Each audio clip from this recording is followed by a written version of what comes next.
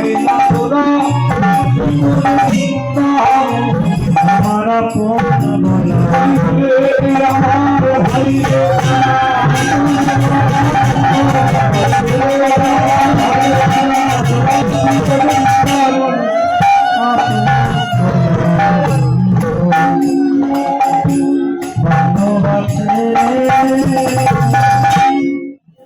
সঙ্গে সঙ্গে এখন শ্রীরাম বলছে তাই যদি হবে তাহলে তোর মনের মধ্যে আর কোনো কিন্তু নেই বলে না, তাহলে এবার আমাদের সাথে গোষ্ঠে যাও। সঙ্গে সঙ্গে কানাই বলছে যেতে তো চাইলাম কিন্তু যেতে পারছি না। কেন, কি হয়েছে? আমি কি করিব শ্রীরাম, করবো আমি কি করিব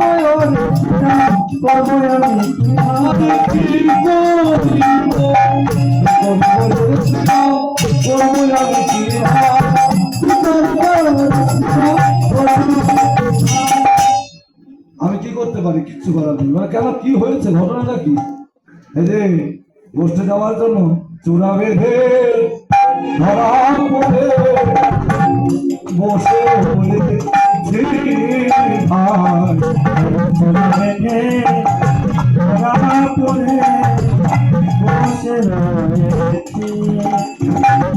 ধরা পড়েছি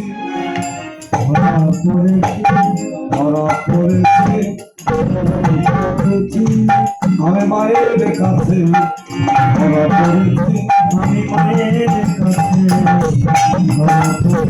শুধু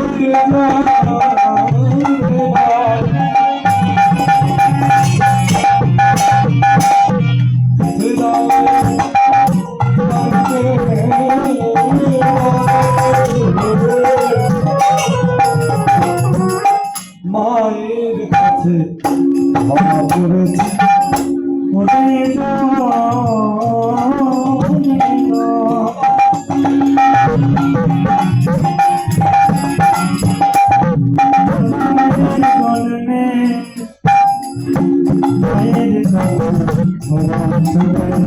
তোদের জন্মে ধরা পড়েছি কেন?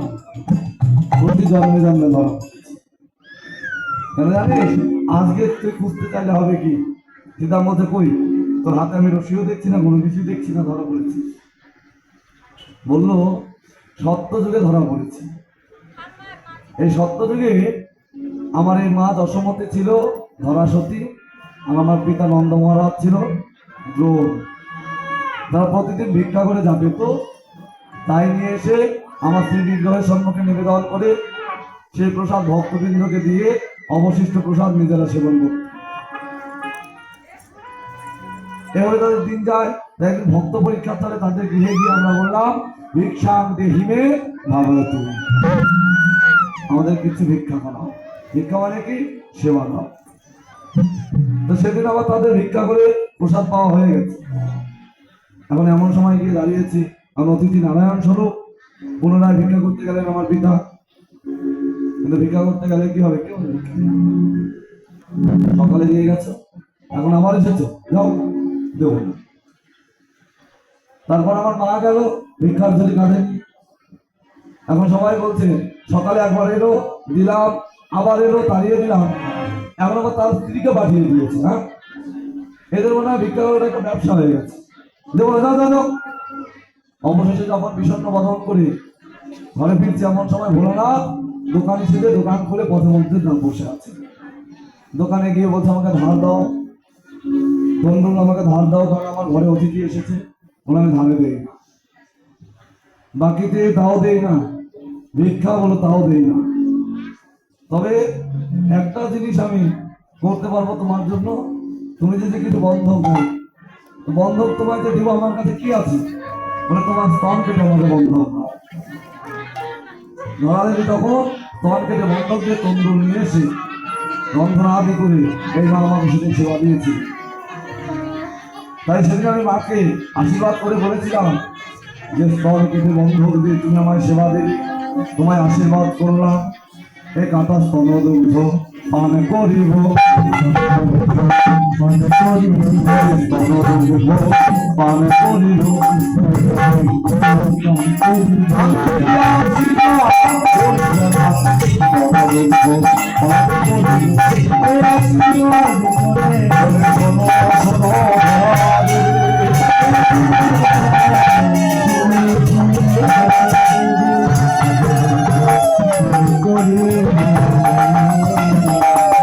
আশীর্বাদ করেছিল।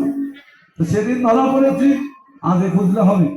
তাহলে এক কাজ কর না, তোর মা তোকে আটকে রেখেছে, তাই তো? তো তোর মাকে না বলে চলো, আমরা চুপ করে চলে যাই। বলে গেলে ছেলে অসুবিধা, তাই না? না বলে গেলে তোর কোনো অসুবিধা নেই। তাহলে চল আমরা না বলেই চলে যাই। হরে কৃষ্ণ।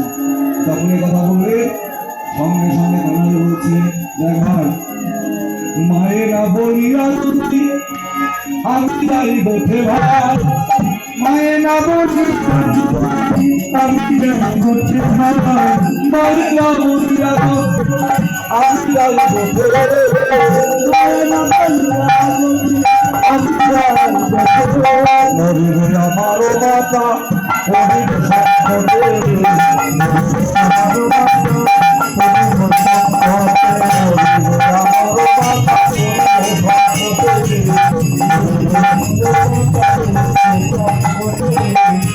আমার মাকে না বলে যদি আমি যাই বলি, তাহলে আমার মা আর প্রাণে বাঁচবে না। কেননা একদিন আমি একদিন নবনী খাইয়াছিলাম, লুকাইয়া মরিতেছিলেন মাতা আমায় না দেখি। একদিন নবনীকে আমি লুকিয়েছিলাম, আমার মা চলাচল বৃন্দাবনে কোথাও যখন খুঁজে দিল না, অবশেষে যমুনার জলে ঝাঁপ দিয়ে আত্মবিসর্জন করতে গিয়েছিল। আমি যদি সেটা আসল ধরে না কাঁদি আর মা বলে যদি না ডাকি, তাহলে আমার প্রাণের আর আমার মা প্রাণে বেঁচে থাকে না।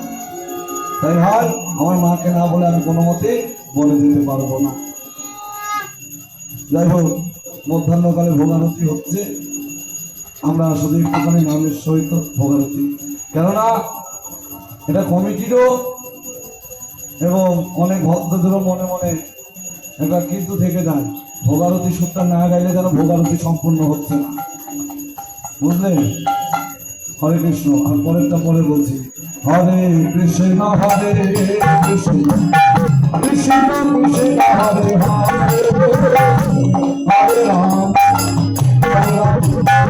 রাম রাম হরে হরে, হরে কৃষ্ণ হরে কৃষ্ণ কৃষ্ণ হরে হরে, হরে রাম হরে রাম রাম রাম হরে হরে, কৃষ্ণ কৃষ্ণ হরে হরে, হরে রাম হরে রাম রাম রাম হরে হরে,